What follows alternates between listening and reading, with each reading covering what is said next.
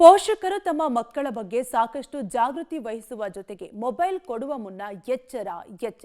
ಯಾಕಂದ್ರೆ ಇಲ್ಲೊಬ್ಬ ಬಾಲಕ ಫ್ರೀ ಫೈರ್ ಗೇಮ್ ಚಟಕ್ಕೆ ಬಿದ್ದು ಸಾವಿನ ಮನೆ ಸೇರಿದ್ದಾನೆ.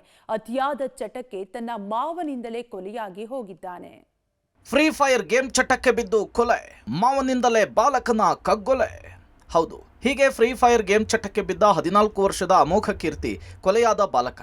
ಕಳೆದ 8 ತಿಂಗಳಿನಿಂದ ಮಾವ ನಾಗಪ್ರಸಾದ್ ಜೊತೆಗೆ ಬೆಂಗಳೂರು ಹೊರವಲಯದ ಹೆಸರುಘಟ್ಟ ಬಳಿಯ ಕುಂಬಾರಹಳ್ಳಿಯ ವಿನಾಯಕ ಲೇಔಟ್ನಲ್ಲಿ ಬಾಲಕ ವಾಸವಾಗಿರ್ತಾನೆ. ಆದರೆ ಫ್ರೀ ಫೈರ್ ಖಯಾಲಿಯಿಂದ ಬಾಲಕ ಅಮೋಘ ಕೀರ್ತಿ ಪದೇ ಪದೇ ಪೀಡಿಸ್ತಾ ಇದ್ದಂತೆ.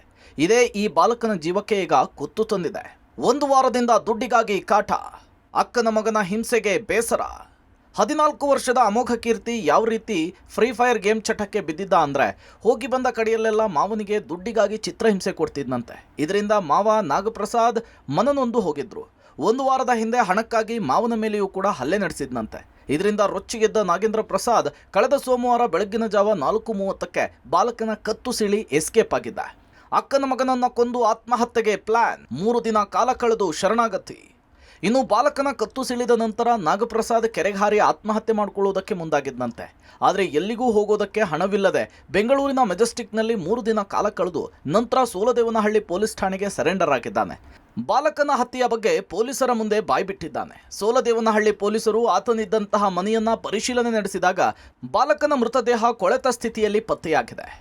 ಸೋಲದೇವನಹಳ್ಳಿ ಪೊಲೀಸ್ ಠಾಣೆಗೆ ಒಬ್ಬ ವ್ಯಕ್ತಿ ಬರ್ತಾನೆ. ಆತನ ಹೆಸರು ನಾಗಪ್ರಸಾದ್, ವಯಸ್ಸು 50 ವರ್ಷ ಅಂತ.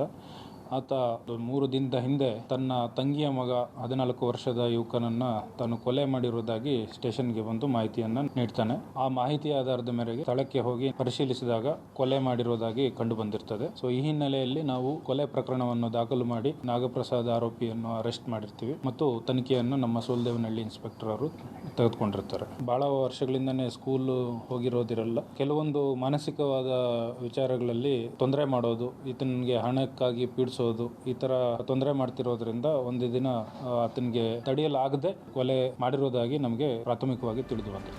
ಒಟ್ಟಾರೆ ನಾಗಪ್ರಸಾದ್ ಈಗಾಗಲೇ ಮಾನಸಿಕವಾಗಿ ಜಿಗುಪ್ಸೆಗೊಂಡಿದ್ದು, ಬಾಲಕನ ಮೊಬೈಲ್ ಫ್ರೀ ಗೇಮ್ ಚಟ ಆತನ ಪ್ರಾಣಕ್ಕೆ ಕುತ್ತು ಬರುವಂತೆ ಮಾಡಿದೆ. ಘಟನೆಯ ಸಂಬಂಧ FIR ದಾಖಲಿಸಿಕೊಂಡಿರೋ ಪೊಲೀಸರು ಮುಂದಿನ ಇನ್ವೆಸ್ಟಿಗೇಷನ್ಗೆ ಮುಂದಾಗಿದ್ದಾರೆ.